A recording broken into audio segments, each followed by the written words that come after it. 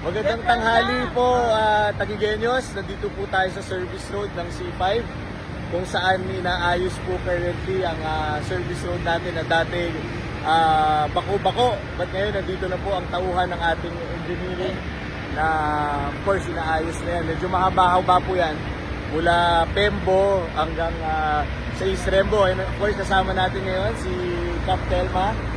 Hello Cap, at ating mga kagawad ng East Rembo. Mag-hi kayo. Yan. So kami po ay of course nung pag-ikot-ikot natin, nalaman natin na talagang kailangan na i-repair to, kaya agad naman nating ni-request kay Mayor Lani, and of course kanya naman pong tinutukan para may sakatuparan ang ang pave. Ngayon asfalto pa lang, but in the near future papaganda, gagawin na nating concrete, mas matibay. So God bless po sa inyo at patuloy po tayong magtulungan. Nakita naman po natin, basta tulong-tulong po tayo at sama-sama, at basta ipaalam nyo rin po sa amin kung anong mga problema ay alam nyo naman na dito sa Taguig, agad-agad natin gagawa ng action yan. So maraming salamat, God bless po, at yan.